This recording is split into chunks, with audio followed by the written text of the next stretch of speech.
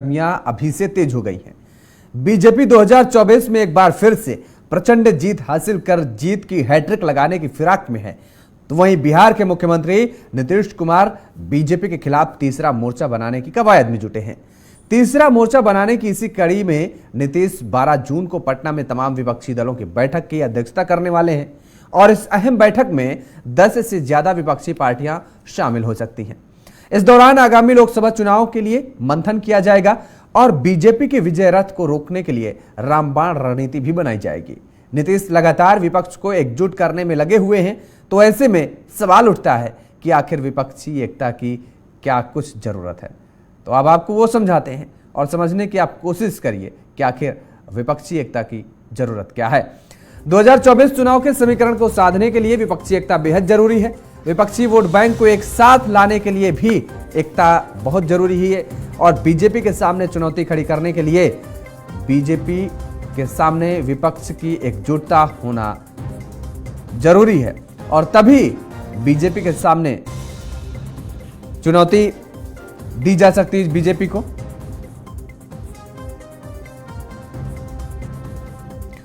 तो आपको बता दें कि विपक्षी एकता की जरूरत आपने समझ ली, तो अब आपको बताते हैं कि 12 जून को पटना में होने वाली बड़ी बैठक में कौन कौन सी पार्टी शामिल होने वाली है। वो भी आपको ग्राफिक्स के जरिए हम समझाने की कोशिश कर रहे हैं कि कौन कौन सी पार्टियां शामिल होंगे।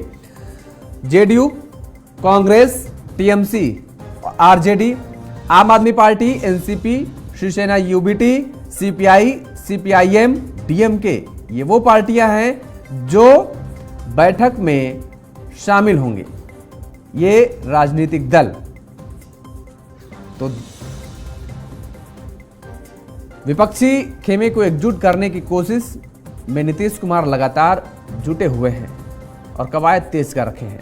और आपने देखा कि कांग्रेस, टीएमसी समेत कई विपक्षी पार्टियां बैठक में शामिल होने वाली हैं। अब आप ये समझिए कि इन दलों के एक होने से लोकसभा की कितनी सीटों पर प्रभाव पड़ सकता है, वो भी हम आपको दिखा रहे हैं ग्राफिक्स के जरिए। राज्य और लोकसभा की सीटें जो हैं वो हम आपको दिखा रहे हैं, आकलन करवा रहे हैं। पश्चिम बंगाल 42 सीटें, दिल्ली की 7 सीटें, पंजाब की 7 सीटें, बिहार की 40 सीटें और झारखंड की 14 सीटों पर प्रभाव पड़ सकता है।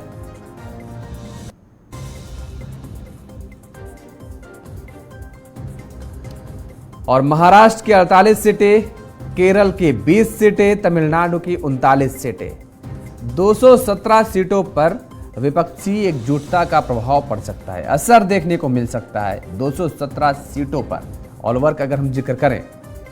और ये आंकड़ा अपने आप में बेहद अहम है। तो वही विपक्षी एकता को लेकर भी नीतीश के नेतृत्व में बैठक होने वाली है।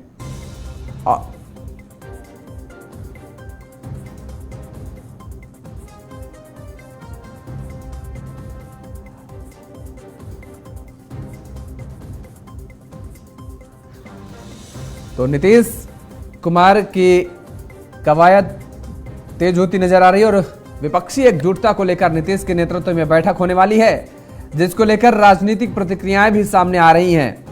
क्या कुछ राजनीतिक प्रतिक्रियाएं हैं, जरा वो भी हम आपको सुनवा देते हैं।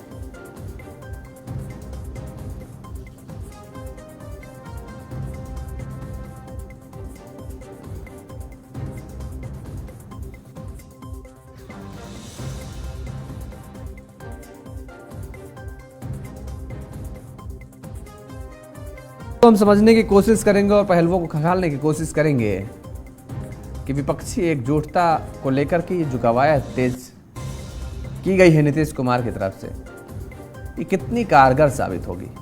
हमारे साथ कुछ मेहमान जुड़े हुए हैं, आपका तारुफ करा दें और इन्हीं मेहमानों से हम समझने की कोशिश करेंगे कि आखिर विपक्षी एकजुटता का क्या कुछ परिणाम निकलेगा। शांत प्रकाश जाटव जी हैं, भारतीय जनता पार्टी के नेता हैं। मनोज तिवारी जी हैं, कांग्रेस के नेता हैं। राजेश तिवारी जी हैं, जेडीयू के नेता हैं। आप तीनों मेहमानों का हमारे साथ जुड़ने के लिए, समय देने के लिए बहुत बहुत शुक्रिया और तीनों मेहमानों का स्वागत है JK 24/7 न्यूज पर। शांत प्रकाश जाटव जी, सबसे पहले आपका रुख करेंगे। विपक्षी एकजुटता की कवायद लगातार तेज हो रही है। 12 जून को बैठक है, नीतीश कुमार इसकी अगुवाई कर रहे हैं और चुनौती देनी है भारतीय जनता पार्टी को कहा जा रहा है कि सत्ता से बेदखल करना है 2024 में, और इसलिए ये सारे दल एकजुट होकर आ रहे हैं एक मंच पर, और रणनीति बनाई जा रही है कि किस तरह से आपको यानी बीजेपी को बाहर का रास्ता दिखाया जाए। क्या आप मानते हैं कि सभी दल जब एक साथ आएंगे तो चुनौती आपके लिए थोड़ा सा बढ़ेगी, मुश्किल होंगे 2024 के चुनाव? देखिए, मैं समझता हूं कि विपक्ष मजबूत होना चाहिए, मगर यहाँ ये जो प्रयास कर रहे हैं एकजुट होने का, पहले ये एकजुट होकर के 4 दिन चले तो सही, अपना एक नेता तो तैयार करें। केवल मीटिंग कर लेने से काम नहीं बनेगा। आप एकजुट हों और अपना कुछ विचार तय करें, एक विजन तैयार करें और क्या हमें करना है, क्योंकि आप अमूमन अपने अपने एक एक राज्य को संभाल रहे हैं। उस राज्य में उन चीजों को आपने इम्प्लीमेंट किया है तो उसको हम और अन्य राज्यों में भी सामूहिक रूप से लागू करेंगे। इस प्रकार की कोई विचारधारा बना करके तब जाकर के आप पब्लिक के बीच में वोट मांग पाएंगे, और एक ऐसा चेहरा आपको देना होगा जो केवल एक पार्टी को नहीं बल्कि पूरे देश को पसंद हो। यहाँ पर ये सब तैयार होने की कोशिश तो कर रहे हैं, मगर चेहरे एक दूसरे के किसी को भी पसंद नहीं है। ये बहुत बड़ा सच है। कौन किसको जिंदाबाद के नारे लगाएगा ये भी तय करने की आवश्यकता है। केवल बैठक करने से काम नहीं बनेगा। देखते हैं क्या परिणाम निकलते हैं। करना चाहिए, विपक्ष को एकजुट होना चाहिए। राजेश तिवारी जी, सलाह तो ठीक दे रहे हैं श्याम प्रकाश जाटव जी, मुझे लगता है कि आपको ये सलाह स्वीकार्य भी होगी।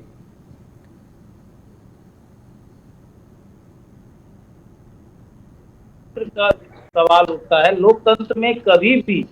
इसके पहले जो आज पूरे भारत में आपात का स्थिति बना हुआ है और कह रहे हैं यादव जी की पहले चेहरा देने के, 2004 में मैं पूछता हूँ किसका चेहरा था जब पूरा शाइनिंग इंडिया पूरा देश में गूंज रहा था और वाजपेयी जी का था, भाजपा का जो 23 दल का एक गठबंधन था, किसका चेहरा था? गया कि नहीं गया? और आप 77 में जब आया, जिस समय जो है उस समय की सरकार को गिराया गया, किसका चेहरा था? हमारा भारतीय संस्कृति है सर, भारतीय संस्कृति में पहले शादी होती है उसके बाद प्यार होता है। ये पाश्चात्य संस्कृति रहता है कि पहले प्यार होता है और तब शादी होता है, जो रिश्ता टूट जाता है। हम लोग जो है आज जिस पार्टी के भाजपा के राष्ट्रीय अध्यक्ष कह रहे हैं कि क्षेत्रीय दलों को खत्म कर देंगे, ठीक है, खुलेआम आकर के पटना में रैली में करके बोल रहे हैं। जिस तरह से आज भारतीय संसद का स्थिति आप देख लीजिए या कहीं भी जो आपातकाल का स्थिति बना हुआ है, इस मामले में आज जिस तरह से विपक्ष एकता हो रही है और भाजपा को इसमें नाराजगी क्या है? भाजपा तो खुद विपक्ष एकता पर बना हुआ है। इन्होंने भारतीय जनसंघ जो श्यामा प्रसाद मुखर्जी और दीनदयाल उपाध्याय का जो पार्टी था उसको इन्होंने मर्ज कर दिया था विपक्षी एकता के नाम पर। इन्होंने जो 23 दलों का गठबंधन बना करके ये खुद लड़े थे और इनको पेट में दर्द हो रहा है विपक्षी एकता को लेकर के। सबसे बड़ा सवाल वो तो कह रहे हैं उनके पेट में दर्द नहीं। जाटव जी ने तो कहा अच्छी बात है, जाटव जी ने कहा अच्छी बात है एक होइए, लेकिन कम से कम 4 दिन एक होकर के चलिए। तो सवाल ये उठता है, अच्छा आप 4 साल सरकार चला लीजिए और हम 4 दिन में एक होकर के नहीं चलेंगे? जरूर चलेंगे, क्योंकि हमको लोकतंत्र बचाना है, हमको बाबा साहब भीमराव अम्बेडकर का संविधान बचाना है, ये देश को बचाना है, इसलिए जरूर चलेंगे और चल करके दिखाए भी हैं। अच्छा, आप भी चले हैं, लेकिन अब आप सत्ता के घमंड में ऐसे चूर हो गए हैं कि आप विपक्ष पर ही सवाल उठा रहे हैं। ठीक। एक छोटा सा सवाल, कौन कौन सी पार्टियां आ रही हैं इस बैठक में शामिल हो रही हैं, जानकारी है आपके पास? सर आप इसका एक ताजा उदाहरण कल आप देख लिए थे कि संसद का जो उठा नहीं ठीक है, वो मैंने देख लिया। देखिए बहुत सीधा सवाल, उसके बाद मनोज तिवारी जी से कमेंट लेना है। कौन कौन सी राजनीतिक दल, कौन कौन सी पार्टियां आ रही हैं? अगर आपके पास जानकारी हो तो वो साझा कर दें, उनके नाम बता दें। एकदम जानकारी है हमको, जहां तक जानकारी है कम से कम 20 दल है, ठीक है। बहुत सारे आप जो आंकड़ा दिखाए उसमें बहुत सारे झारखंड मुक्ति मोर्चा का नहीं दिखाया, समाजवादी पार्टी का नहीं दिखाया, आप आंध्रा का जो है, तेलुगु देशम का जो है उनका नहीं दिखाया। बहुत सारा पार्टियां हैं जो आ रही है और आने वाला में फिगर आपको क्लियर हो जाएगा कि कितने दल जो है साथ में है, क्योंकि सबको जो है इस तरह से लोकतंत्र पर विश्वास है। ठीक है। मनोज तिवारी जी, आज आपके यहाँ एक अहम बैठक हुई है। 12 जून को सभी विपक्षी दल एकजुट होकर के बैठक करने जा रहे हैं। हमको जितनी जानकारी मिली है कि आज आपकी जो नेताओं की बैठक हुई है, दिल्ली और पंजाब के नेता उसमें पहुंचे हुए थे। आम आदमी पार्टी के साथ गठबंधन को लेकर के तैयारी नहीं है। दिल्ली के और पंजाब के जो नेता थे, मिली जुली राय आई है। ये कहा गया कि अध्यादेश मामले में तो ठीक है, अध्यक्ष साहब फैसला करें, लेकिन भविष्य में गठबंधन को लेकर आम आदमी पार्टी के साथ सहमत नेता नजर नहीं आ रहे हैं। पहली कड़ी तो यहीं से टूटती नजर आ रही है। 12 जून को बैठक में आप शामिल हो रहे हैं।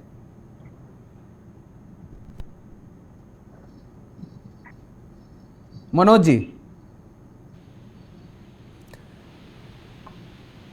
जी आवाज मिल रही है आपको? चलिए, मनोज जी को आवाज नहीं मिल पा रही है, फिर से जोड़ने की कोशिश करेंगे और समझेंगे, जानेंगे। मनोज जी आवाज आ रही है क्या आपको? चलिए, शांत प्रकाश जी देखिए, कह रहे हैं राजेश जी ने कहा कि हम अगर गठबंधन करने की कोशिश कर रहे हैं, नेताओं को एक साथ एक मंच पर लाने की कोशिश कर रहे हैं, तो आप सवाल उठा रहे हैं। आप भी तो इतनी पार्टियों के साथ गठबंधन के साथ में हैं और उसके बाद सरकार चला रहे हैं। आप 4 साल से सरकार में हैं, 4 नहीं 9 हो गया पूरा, और तो वो 4 दिन के लिए आप सवाल उठा रहे हैं कि 4 दिन नहीं चल सकते साथ में? ऐसा संदेह क्यों? नहीं देखिए, ठीक बात है कि हम लोग भी जो है घटक अपने जो साथी हैं उनके साथ में काम कर रहे हैं, और ये सब चीजें जो है वो विचारधारा के साथ चलती हैं। अब जिस तरीके से अभी आपने कांग्रेस के हमारे जो प्रवक्ता हैं उनसे पूछा, तो यहाँ पर आप दिल्ली में स्थिति देखें कि जो है आम आदमी पार्टी और कांग्रेस, तो मुझे नहीं दिखता कि ये साथ चलने वाले हैं। यहीं से ही इनमें टूट फूट दिखाई दे रही है। और मैं 2 दिन से तो उनके नेताओं की जो बातें सुन रहा हूँ, उन्होंने तो बिल्कुल स्पष्ट कर दिया है। तो देखिए, हर एक स्टेट में अलग अलग तरीके से जो है अपने अपने तरीके से लोग काम कर रहे हैं। एक दूसरे को कोई सुनने वाला नहीं, एक दूसरे को कोई सहयोग करने की स्थिति में नहीं है। और यही कारण है कि ये जो महागठबंधन जो बना रहे हैं या जो भी गठबंधन बना रहे हैं, ये सब एक दूसरे को देख करके कोई भी ये नहीं कहना चाहता कि मेरी तरफ से इनका चेहरा प्रधानमंत्री होना चाहिए। हर एक व्यक्ति ये चाह रहा है कि मेरा चेहरा ही केवल जो है प्रधानमंत्री का विकल्प होना चाहिए। जब आपके मन में यही भाव है कि मैं प्रधानमंत्री, तो मुझे नहीं लगता कि इस प्रकार की बैठकें जो हैं वो कहीं जो है ना बहुत फ्रूटफुल रहेंगी। क्योंकि जब तक आप अपने लीडर नहीं चुनेंगे कि हमारी तरफ से ये, देखिए हमारे जो घटक हैं उन्होंने सबने मिलकर के काम करने की शैली और कौन इसको देता तो देगा, सब चीजें तय की, तो ज्यादा कोई कठिनाई परेशानी नहीं होती है। जहाँ परेशानी कठिनाई वही होती है जहां पर हर व्यक्ति जो है वो मैं के साथ चल रहा है। हर एक व्यक्ति को इनके जो संगठन है, जो इन्होंने विपक्ष इकट्ठा करने की कोशिश कर रहे, हर कोई ये चाह रहा है कि मैं ही प्रधानमंत्री का दावेदार बनूं। तो जब इतने प्रधानमंत्री के दावेदार हैं, तो उनमें से जब तक एक तय नहीं होगा, विपक्ष जो है वो विपक्ष की भूमिका नहीं बल्कि स्कैटर्ड विपक्ष का रोल अदा करते रहेगा। मनोज जी आवाज आ रही है आपको?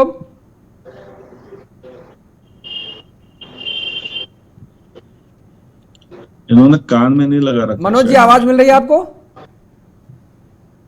चलिए, नहीं मिल रही है, नहीं उन्होंने लगा रखा है, कुछ टेक्निकल इशू आ रहा है। देखिए राजेश जी, 2 चीज अभी यहाँ पर जो शांत प्रकाश जाटव जी ने कही बात, उससे ये स्पष्ट हो रहा है कि पहले तो विपक्ष को और विपक्ष के नेताओं को, राजनीतिक दल के मुखियाओं को इस बात का निर्णय करना पड़ेगा कि वो सत्ता शिखर की कुर्सी पर बैठना चाहते हैं या फिर केंद्र की सरकार को हटाना चाहते हैं, यानी केंद्र से भारतीय जनता पार्टी की सरकार को हटाना चाहते हैं।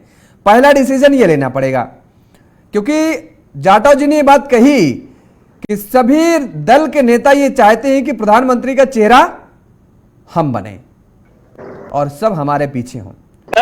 दूसरी बात, एक बात बताइए। नहीं, दूसरी बात सुन लीजिए, हाँ आप ही को मौका देंगे, आप ही से पूछेंगे। दूसरी बात यह कि सिद्धांतों की लड़ाई जो है, भारतीय जनता पार्टी के सिद्धांत से बढ़कर एक कदम जब आप आगे जाएंगे और जनता के बीच में अपनी बात को रखेंगे और ये दिखाएंगे और समझाने की कोशिश करेंगे, नहीं बल्कि समझाने में कामयाब हो पाएंगे कि भारतीय जनता पार्टी के सिद्धांतों से बेहतर हमारा सिद्धांत है जो तीसरा मोर्चा का मैंने गठन किया है, यानी हमने गठन किया है, हम सब लोगों ने गठन किया, विपक्षी दलों ने। जब इस बात को आप जनमानस के बीच में पूरी तरीके से सार्थकता के साथ पहुंचा पाएंगे और उनको समझाने में कामयाब हो पाएंगे, तब तो तीसरे मोर्चे का कोई मतलब है, अदरवाइज तो मुझे नहीं लगता कोई मतलब होगा। सबसे पहले बात की सर, ये तीसरा मोर्चा नहीं, क्योंकि हमारे नेता माननीय मुख्यमंत्री नीतीश कुमार जी पहले ही बोले कि हम लोग मेन मोर्चा बना रहे हैं, इसलिए हम लोग सबको ये करके कर रहे हैं। दूसरी बात ये है कि भाजपा के साथ जो होता है ना, मीठा मीठा गप गप और कड़वा कड़वा थोप, इनके केंद्र में अगर जो ये बताइए, जिस समय जो नरेंद्र मोदी जी 2014 में, क्या ये अकेले उम्मीदवार थे? इस तो अडवाणी जी थे कि नहीं उसमें? उस समय सुषमा स्वराज जी थी कि नहीं? मध्य प्रदेश के जो अभी मुख्यमंत्री हैं शिवराज सिंह चौहान, क्या ये वो उस समय प्रधानमंत्री के दौदार थे कि नहीं थे? हर यही तो लोकतंत्र का सर खूबसूरती होता है कि हर दल में एक से नहीं अनेक दल होते हैं। अब अच्छा ये देखिए, जहाँ इन लोग राज्य में अगर लड़ना चाह रहा है, जैसे बिहार में इन लोग का अगर पूछा जाता है कि हम लोग पूछते हैं कि कौन आपका मुख्यमंत्री का उम्मीदवार होगा, तो कहते हैं कि हम चुनाव के बाद जो है ना हम फैसला कर लेंगे। उसमें इन लोगों का फॉर्मूला चेंज हो जाता है, वो सिद्धांत चेंज हो जाता है। झारखंड में अगर विपक्ष में अगर लड़ रहे हैं लोग, उसकी हम सरकार बना रहे हैं, कहेंगे कौन मुख्यमंत्री बनेगा, तो कहेंगे हम जब चुनाव जीतने के बाद हम लोग फैसला कर लेंगे। लेकिन जहाँ ये लोग सत्ता पक्ष में, वहाँ विपक्ष से जरूर पूछता है कि आपका मुख्यमंत्री का उम्मीदवार कौन रहेगा, आपका प्रधानमंत्री का उम्मीदवार कौन रहता है। अपना अनुसार से ये लोग परिभाषा सेट करता है। ये बीजेपी के बहुत खूबसूरती है। राजेश जी, सवाल यहाँ पर यह है कि कोई एक व्यक्ति तो होगा, कोई एक पार्टी तो होगा जो सारी विपक्षी दलों को एक साथ ला करके लीड करेगा। वो कौन होगा, वो जानना चाहते हैं हम, और वो देश की जनता जानना चाहेगी। जनता टोटल जान रही है सर, सब जनता का ही प्रतिनिधित्व करने तो वाले बोल दीजिए, आप कर रहे हैं, कांग्रेस करेगी? सब कोई सक्षम है, ऐसा कोई नहीं है जो सक्षम नहीं है माननीय प्रधानमंत्री जी को हराने के लिए, क्योंकि अभी इन लोगों को लोकतंत्र बचाना है। माननीय मुख्यमंत्री नीतीश कुमार जी का देख लीजिए, बीपी सिंह का मंत्रिमंडल में 1990 में वो केंद्रीय मंत्री थे। नहीं तो कौन करेगा ये? आप ये थोड़ा सा इस पर क्लियर कर दीजिए। नीतीश कुमार करेंगे कि राहुल गांधी करेंगे? ये ऐसा कोई सवाल नहीं है कि प्रधानमंत्री कौन बनेगा। सवाल मैंने प्रधानमंत्री बनने का जिक्र नहीं किया राजेश जी, मैं कह रहा हूँ नेतृत्व कौन करेगा? पार्टियों को एक साथ जो लामबंद करने की कोशिश की जा रही है, कौन चलेगा?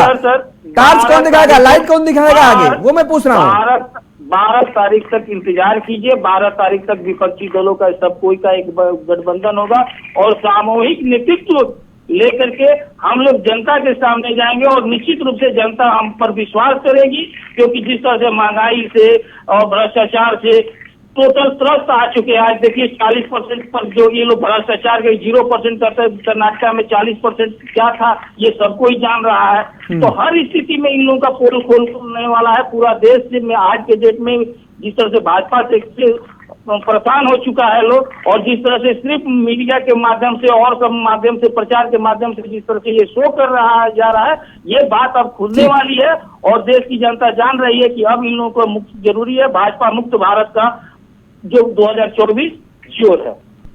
मनोज जी, आवाज आ रही है आपको? हाँ जी, आ रही है। मनोज जी, 12 तारीख को ये जो बैठक होने जा रही है, विपक्षी दलों की एकजुटता को लेकर के कवायद तेज की गई है नीतीश कुमार की तरफ से, पटना में बैठक है, कांग्रेस इसमें शामिल हो रही है?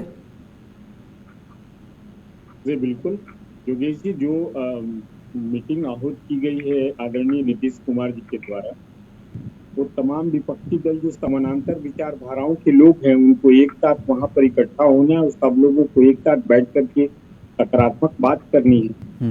आगामी लोकसभा का चुनाव जो है, जो एक विचारधारा के लोग हैं उनकी सहमतियों के साथ सहमति के लिए किन किन बिंदुओं पर चर्चा होगी, उन तमाम चीजों पर विस्तृत चर्चा होगी और उसके बाद जो सहमति का प्रारूप होगा वो आपके समक्ष आएगा। लेकिन सहमति कैसे बनेगी मनोज जी? सवाल तो यहाँ उठ रहा है कि आज जो है आपके अध्यक्ष साहब, जो राष्ट्रीय अध्यक्ष साहब हैं, उनके साथ बैठक हुई है, पंजाब के नेता उसमें शामिल हुए, दिल्ली के नेता उसमें शामिल हुए हैं। उनसे जब ये पूछा गया, उनसी की जब राय ली गई कि आने वाले चुनावों में क्या आम आदमी पार्टी के साथ गठबंधन करके चुनाव लड़ा जाए, तो मिली जुली राय आई दिल्ली और पंजाब की। बिल्कुल असहमति जता दी नेताओं ने कि अध्यादेश पर तो अध्यक्ष साहब आप कुछ भी निर्णय ले लीजिए, सदन के अंदर क्या करना है, कैसे करना है, लेकिन चुनाव में गठबंधन को लेकर के बिल्कुल वो सिरे से खारिज करते नजर आ रहे हैं। और अगर अभी से ये स्थिति बनती है, और मुझे भी नहीं लगता है कि दिल्ली और पंजाब में अगर गठबंधन बनने की कोई वैसी स्थिति पैदा भी होती है, तो आम आदमी पार्टी आपको, आप जितनी सीटें मांगेंगे उतनी सीटें वो देगी। पहले तो आज ही ये कहीं ना कहीं एक दरार हम कहें तो वो नजर आने लगी है। तो कैसे एक साथ आएंगे मैदान, एक मंच पर?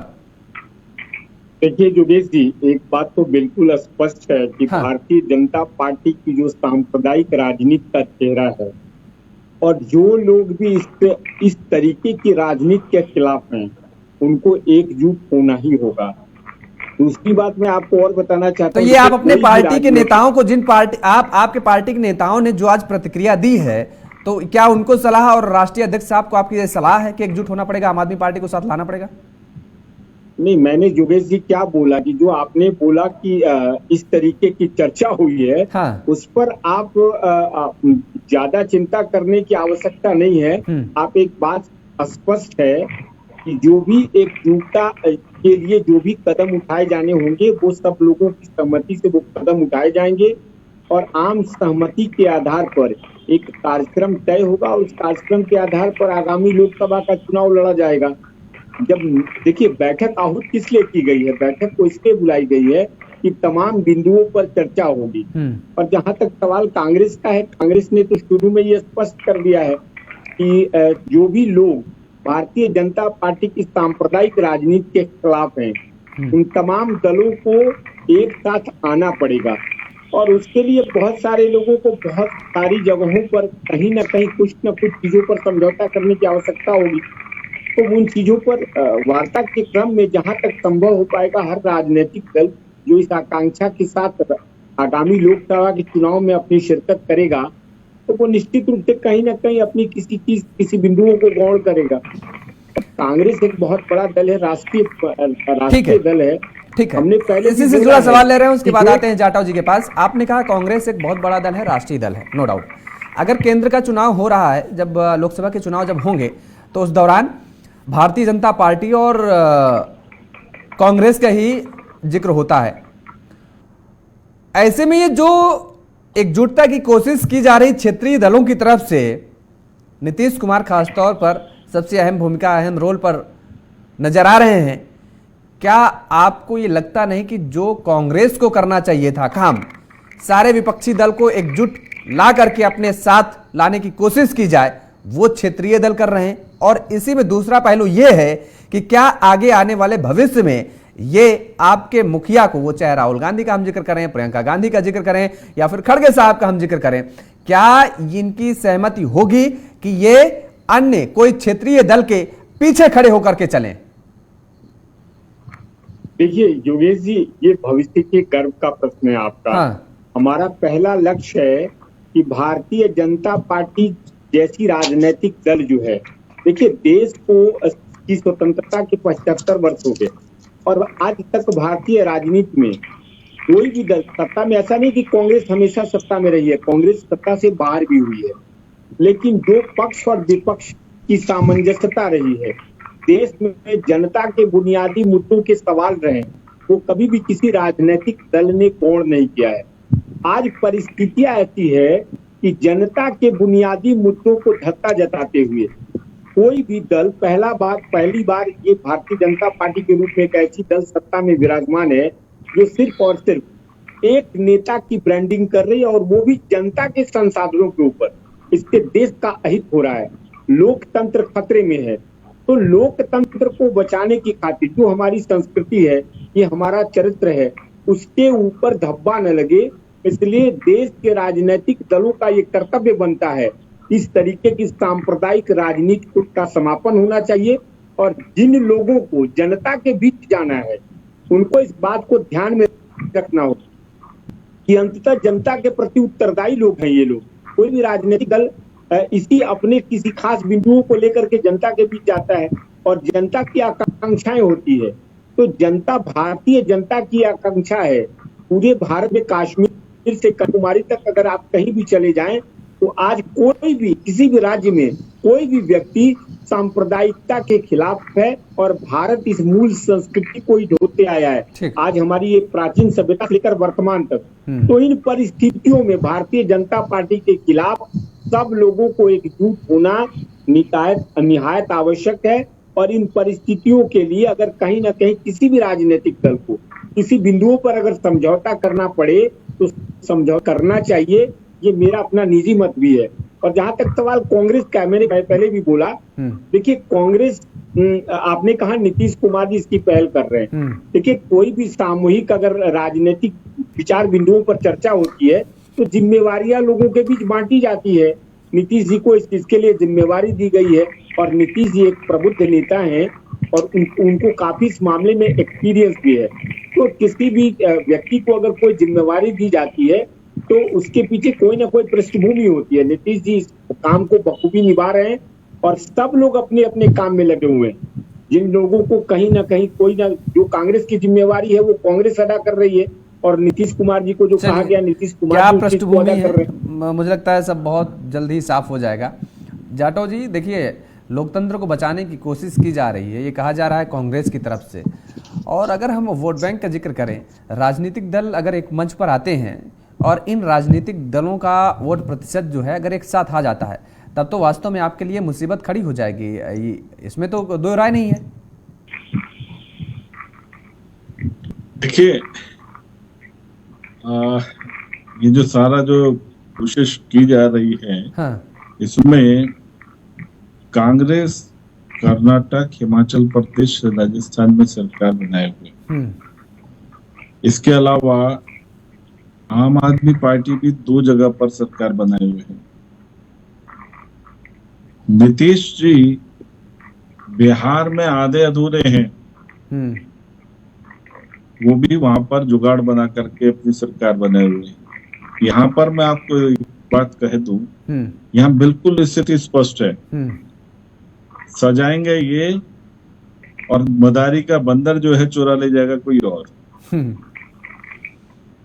ये यहाँ पर स्थिति होने वाली है और उस वक्त में ये गठबंधन फिर दोबारा टूट जाएगा, क्योंकि जो 3-4 राज्यों में शासित हैं, किसी भी सूरत में आधे अधूरे राज्य में शासन करने वाले को अपना मुखिया नहीं बनाने वाले, नीति नहीं कहती। और आम आदमी पार्टी 2 राज्यों में है, वो तो अपने आप में इतने सक्षम है कि मैं समझता हूं कि वो इससे नीचे बात ही नहीं करने वाले। तो यहाँ इन दोनों को संभालना, ये अपने आप में इन्हें जो कोशिश जो है उस गठबंधन को मैं समझता हूँ बहुत टेढ़ी खीर है।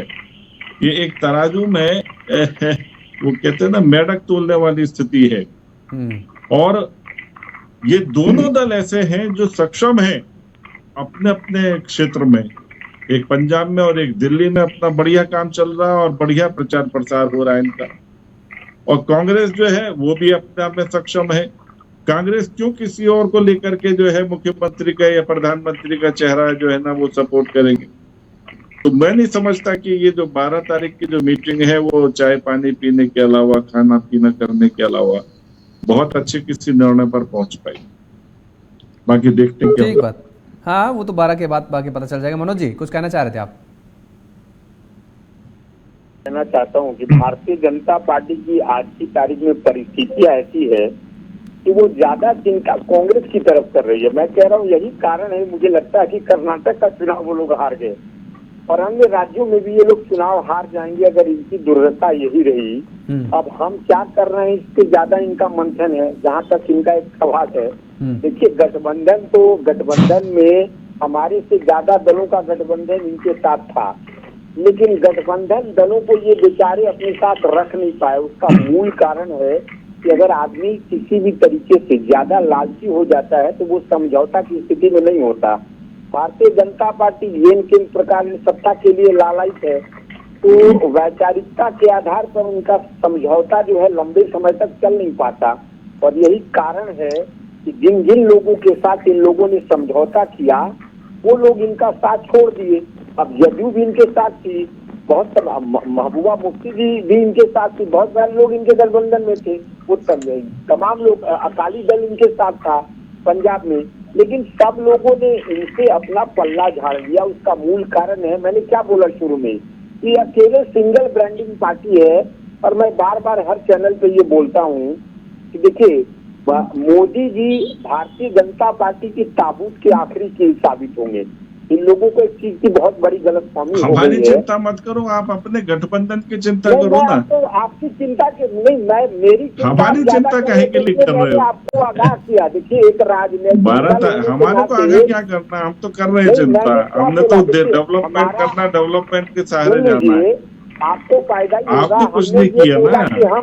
हम आपकी तरह आप जिनके साथ चल रहे हैं वो आपका साथ नहीं देने वाले। लोकतंत्र के विरोधी लोग हैं जो ये कहते हैं कि कांग्रेस मुक्त भारत, अगर हमको भाजपा मुक्त भारत करना होता तो तथाकथित आपके प्रधानमंत्री महोदय और जो गृह मंत्री हैं वो आज की तारीख में आपका नेतृत्व नहीं कर रहे होते और आप सत्ता में नहीं होते।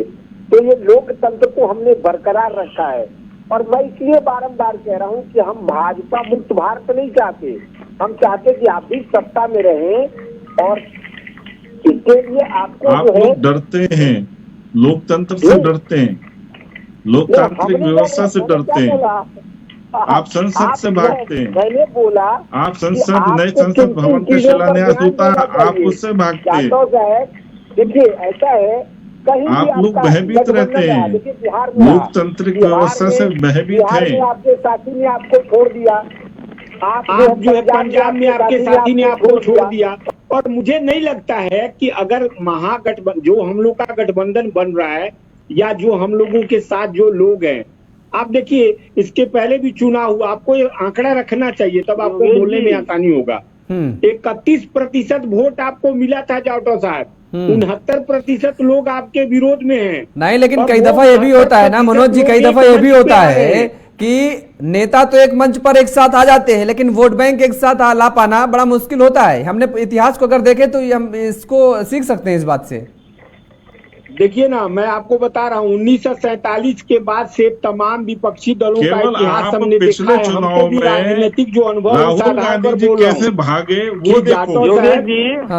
राहुल गांधी जी अपना चुनाव क्षेत्र छोड़ करके कैसे भागे, आप 1947 में मत जाओ, पिछले चुनाव में जाओ कि राहुल गांधी जी कैसे क्षेत्र छोड़ करके भागे। बात को छेड़ दिया तो मैं उसका उदाहरण बता देता हूँ। वो उनका हमारे दल के साधारण नेता ने, सुन तो लीजिए जाटो साहब, थोड़ी तकलीफ होगी आपको सुनने में। आपके एक बहुत बड़े नेता को, जिनका युग कहा जाता था अटल युग, उनको हम लोगों ने चौथे राउंड में ही चुनाव हरा दिया था, और हमारे दल के एक साधारण नेता ने। तो ये चुनाव में जीत हार होते रहती है। अब आप इसको समझिएगा कि ईवीएम को दोष में लेते। अब देखिए, हम लोग हारते हैं तो क्षेत्र छोड़ के नहीं जाते, जीत और हार लगे रहती है, लेकिन लोकतांत्रिक व्यवस्था में देखिए जीतना और हारना चलता है। साइनिंग इंडिया फेल क्यों हो गया? हम ईवीएम को दोष साइनिंग इंडिया क्या हमने ईवीएम को दोष दिया कि आप लोगों को श्रवण शक्ति आपकी खत्म हो गई, आपने सुनने की क्षमता छोड़ दी। और राजनीति में स्थायित्व के लिए, लंबी अवधि की राजनीति करने के लिए श्रवण क्षमता होनी चाहिए, और आप लोगों ने श्रवण क्षमता खो दिया है। दूसरी बात है, एक ऐसा कुनबा आप लोगों ने बनाया है, जिस कुनबा में वो लोग एयर कंडीशन रूम में बैठ करके और शाम को दरबार में जाके मोदी जी को खाका खींच देते हैं। अब आप एक बात बताइए, बिहार, हम बिहार से हैं और हमको पूरे क्षेत्र के बारे में अनुभव है। आप मुझसे चर्चा करिएगा कि फलाने जगह पर भाजपा जीत जाएगी, तो हमको कहेंगे कि नहीं नहीं, वहां तो बिल्कुल किसी हालत में नहीं जीत सकती। पता क्यों? क्योंकि हमको जमीनी अनुभव है। और आपके नेता दिल्ली एयर कंडीशन, आप बताइए, पीयूष गोयल, वो कब से क्षेत्र में घूमते हैं, जरा हमको बताइए। निर्मला सीतारमण, ऐसे लोगों का जमात बिठा रखा है आप लोगों ने, जो देश की लोकतांत्रिक व्यवस्था को डील कर रहे हैं। और जो नेता जमीन पर है, जो समाजवादी आंदोलन से आए हैं, जिन्होंने लाठियां खाई है, उनकी कोई महत्ता नहीं आपके नजर में। और आपके नजर में, देखिए, बुरा मत मानिएगा, मैं आपको एक बात बताता हूं, दरी बिछा करके सत्ता के शीर्ष पर पहुंच जाना दूसरी बात है, ये अंक गणित का खेल है। लेकिन जहां तक सवाल है संघर्ष का, आपको पता होना चाहिए कि कांग्रेस में 99% नेता आज भी ऐसे हैं जो कहीं ना कहीं संघर्ष के बदौलत अपनी जगह पर पहुंचे हैं। इसलिए फर्क होता है, ये ज्यादा दिन चलता नहीं है। आगे बात आपकी, इस बार आप आएंगे तो 25 आगे बात आपका आता पता नहीं होगा। आ गई बात आपकी। उसका कारण आपने अटल जी का 9 साल से समस्या पता है आप लोगों में क्या है? जाएगी नहीं। आप लोगों में समस्या पता क्या है? आप लोग दूसरों को आईना दिखाने की कोशिश करते हैं और खुद का आईना नहीं देखते हैं। आपने अटल जी का जिक्र किया, Indira is India, India is Indira एक वक्त था और सब कुछ सर्वे सर्वा। आप जब इंडिया इज इतना हो गया तो इसके आगे हम कर नहीं सकते। सुन लीजिए, 77 का चुनाव तो फिर आपको भी याद होगा, जब आप वहां चले गए 47, 46, 45 हर जगह घूम रहे हैं, तो 77 में भी आपको याद होगा रायबरेली से किस तरह हारी थी इंदिरा जी, राजनारायण जी ने किस तरीके से हराया था उन्हें, कितने मतों से पटकनी दी थी, आपको याद होगा। 71। जोगेश जी मैं आप नहीं, हम दोनों लोगों को कह रहे हैं, हम किसी एक को नहीं कह रहे हैं, हम दोनों लोगों को कह रहे हैं, बीजेपी को भी कह रहे हैं, जाटव जी को और आपको भी कह रहे हैं। और आपने मेरे वक्तव्य को सुना नहीं। हाँ। अगर मेरे वक्तव्य को सुनते, मैंने क्या बोला? हाँ। लोकतंत्र में जीत और हार होते रहती है और मैंने हार को कहा स्वीकार नहीं। किया। अटल जी को आपने जिक्र किया कि वो अटल युग था, अटल युग को हुआ करता था। आपने कहा ना कि अटल युग हुआ करता था और उस समय वो परास्त हुए और हार मिली, फलाना व्यक्ति चुनाव हार गया। हाँ ठीक। हमने इंदिरा जी चुनाव हारी थी। हाँ। तो आपको जोगेश जी ये भी जानकारी होनी चाहिए। हाँ। कि इंदिरा जी इतनी लोकप्रिय नेता थी। हाँ। कि 2 साल में ही पुनः सत्ता में वापस आ गई थी। हाँ। उसका मूल कारण था कि इंदिरा जी राजनीति को और देश की लोकतांत्रिक व्यवस्था को बखूबी समझती थी। हमने कहा कि लोकप्रिय नहीं थी भाई, हमने कब कह दिया कि लोकप्रिय नहीं थी? हमने तो कहा ही नहीं। मैंने देश कहता है कि लोकप्रिय नेता थी तभी इतने वर्षों तक शासन कर पाई। इसे तो वही स्वीकार्यता, सुनिए, वही स्वीकारता अपनानी चाहिए कि प्रधानमंत्री नरेंद्र मोदी भी इस समय लोकप्रिय हैं और यही वजह है कि 9 साल से लगातार सत्ता पर काबिज हैं। हम दोनों लोगों के लिए कह रहे हैं, सुन लीजिए, हम दोनों लोगों के लिए कह रहे हैं और लोकतंत्र का हम आपके लिए भी कह रहे हैं, कांग्रेस के लिए, बीजेपी के लिए। सुन लीजिए, जनता जनादेश देती है, जनता जनादेश देती है। इंदिरा जी ने इतने समय पे शासनकाल किया, मनमोहन सिंह ने इतने समय शासनकाल किया, 10 साल अगर प्रधानमंत्री रहे तो कांग्रेस की स्वीकार्यता रही इस देश में। तब कांग्रेस की सरकार रही 10 साल, कांग्रेस की इस देश में स्वीकार्यता रही। और अगर पिछले 9 साल से बीजेपी सत्ता में है तो जाहिर तौर पर हमने नहीं बनाया, या आपने केवल नहीं बना दिया, या बीजेपी के कुछ लोग गिने चुने नहीं बना दिए केंद्र में सरकार, जनता ने बनाया है ना। हम इस बात को कह रहे हैं, यही मैं भी बोल रहा हूँ कि 52 वर्षों तक इस देश की जनता ने कांग्रेस पर भरोसा किया है। हाँ, तो जाहिर तौर पर है, उस समय भरोसा किया तो आप सत्ता में थे। राजेश जी ठीक है, उनकी सोच पर राजेश जी कहना चाहिए कि ठीक है, ठीक है, राजेश जी समझ लेते हैं। हमारा सवाल वही है जो आपसे भी था, व्यवस्था को देखते हुए सही निर्णय था, मैंने ये बोला। हाँ राजेश जी, क्या नेताओं को एक साथ लाने की कवायद जो चल रही है, क्या आपको लगता है कि ये वोट बैंक वास्तव में एक साथ आ जाएगा? हमने उदाहरण अगर हम बहुजन समाजवादी पार्टी का ले लें तो गठबंधन हुआ, और अगर वोट बैंक का इनका प्रतिशत जोड़ा जाता तो भारतीय जनता पार्टी वहां कायदे से परास्त हो सकती थी 19 में, लेकिन ऐसा हुआ नहीं। ऐसा है योगेश जी कि आप जो एग्जाम्पल दे रहे हैं, अब ना जाने कहाँ से आप एग्जाम्पल दे रहे हैं। यादव जी और राहुल गांधी का मैटर उठा रहे हैं, वो भाई कांग्रेस के भाई साहब जो काउंटर कर रहे हैं अटल जी के, तो आप आगे इंदिरा गांधी पर पहुंच जा रहे हैं। आप पहले जो संचालन कर रहे हैं उसी अनुसार से कीजिए, ठीक है, कि किसको कितना समय देना चाहिए, कौन काउंटर करना चाहिए। यादव जी कह रहे थे कि 4 राज्य में कांग्रेस है, 2 राज्य में आम आदमी पार्टी है। पूछ लीजिए तो पहले यादव जी को मालूम है कि कितने राज्य में सिर्फ बीजेपी सिंगल मेजोरिटी में है और कितने राज्य में क्षेत्रीय दलों के साथ एक गठबंधन है। मात्र 4 राज्य में है ये, ठीक है, वो भी मध्य प्रदेश में ये तोड़े नहीं रहते ना, दूसरे को आंख दे। मध्य प्रदेश में अगर जो महाराजा को जो है नहीं तोड़े रहते ना, तो वहां भी बीजेपी कांग्रेस 5 राज्य में रहती। इनको पहले ये जान लेना चाहिए। और दूसरी की बात ये कर रहे हैं, तुलना करने की बात है।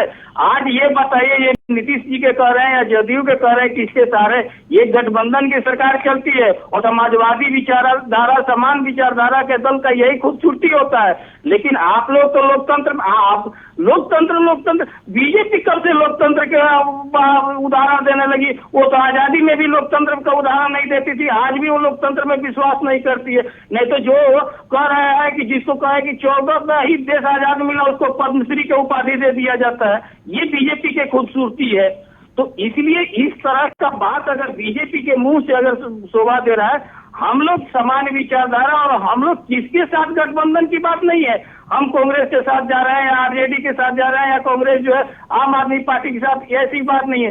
हर कोई एक आज के डेट में जिस तरह से तानाशाही सरकार चल रही है, मनमौजी की सरकार चल रही है, तानाशाह और कारका चल रहे हैं, उसके खिलाफ मिल करके और जिस तरह से प्रचार तंत्र के बदौलत आज सरकार जो चल रही है उसके खिलाफ मिल करके आज जितने भी विपक्षी दल हैं जो लोकतंत्र को मजबूत करना चाहते हैं वो सब कोई एक साथ आ रहे हैं। आप यादव जी, आप जो दे रहे हैं उदाहरण पहले तो देख लीजिए कि बीजेपी पर सूट करता है कि नहीं करता है।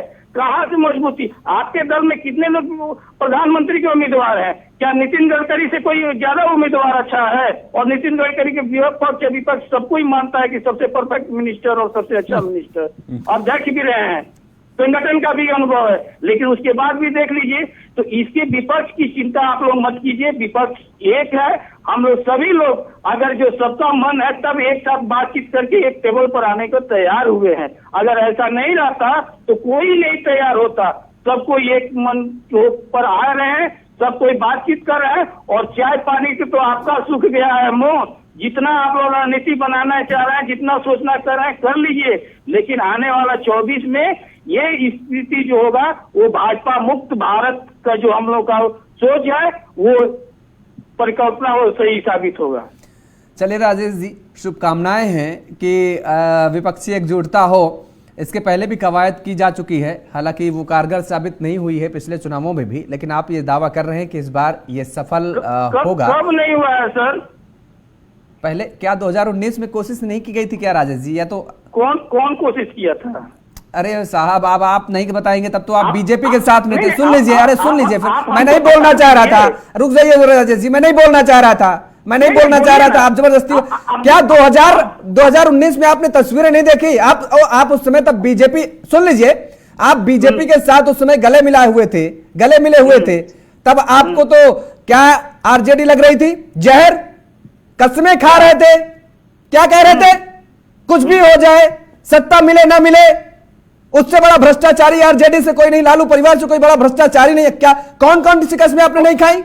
चलवाए बाइट वो बलवा अभी नीतीश कुमार की, चलवाए बाइट वो वाले भी क्या करें? एक नाथ शिंदे खड़ा कर रहे हैं तो, यहाँ पर जो, अरे तो हम सभी को कह रहे हैं ना राजेश जी, हम आपके लिए नहीं बोलना चाह रहे थे, हम सभी को कह रहे हैं। हमने तो सभी को एक ही स्थान पे लाके खड़ा कर दिया ना। आप जो कर रहे हैं, जिसको कश्मीर का अलग देश मांग करने वाले के साथ बीजेपी का गठबंधन कर रही है, तो फिर आप अपने आप को अलग क्यों कह रहे हैं बीजेपी से? नहीं तो आप अपने आप को अलग क्यों कह रहे हैं बीजेपी से? अगर उसी ढर्रे पर चलना है, उसी रास्ते पर चलना है, तो आप अपने आप को, आप बीजेपी को अलोकतांत्रिक तरीके से सरकार चलाने की बात कर रहे हैं और आप लोकतांत्रिक हो गए, आप लोकतांत्रिक हो गए।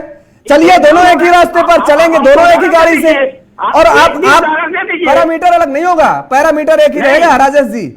हमारे नजर में पैरामीटर एक ही रहेगा। मैं चश्मा एक ही लगाता हूँ, अलग अलग नंबर का चश्मा नहीं लगाता हूँ, एक ही नंबर का चश्मा लगाता हूँ राजेश जी। इसलिए पैरामीटर सभी के लिए अगर एक होगा, अगर एक ही ढर्रे पर चलेंगे तो पैरामीटर चाहे बीजेपी हो, चाहे कांग्रेस हो, आरजेडी हो, जेडीयू हो, कोई भी XYZ, एक ही पैरामीटर पर चलेंगे, एक ही तराजू पर तौला जाएगा सभी को। अगर सबको तो तब वो तो हो गया, टकेसर भाजी टकेसर वाला खा जाओ नहीं, वाह अच्छा। आज जो देश का स्थिति बचा हुआ है, जो कहता था कि हम हवाई चप्पल पर चल रहे हैं, ठीक है राजेश जी, चलिए ठीक है, समय का अभाव है और एक बार फिर से मैं आपको शुभकामनाएं देता हूं कि ये गठबंधन एकजुट हो। अच्छी बात है, क्योंकि विपक्ष मजबूत होना चाहिए, लोकतंत्र की यही खूबसूरती होती है, इसलिए कहा जा रहा है। और जब विपक्ष एकजुट होगा तभी जाकर के सरकार को चुनौतियां दी जा सकती हैं। और आप तीनों मेहमानों का हमारे साथ जुड़ने के लिए, समय देने के लिए बहुत बहुत शुक्रिया। तो लगातार कवायद तेज कर दी गई है नीतीश कुमार की तरफ से। 12 जून को बैठक है पटना में, सभी लगभग 20 से ज्यादा विपक्षी दल एकजुट होने की कोशिश करेंगे, इस बैठक में शामिल होंगे, लेकिन नतीजा क्या होगा यह 12 जून को ही पता चलेगा। यहां पर रुकेंगे एक छोटे से ब्रेक के लिए, ब्रेक के बाद फौरन हाजिर होते हैं।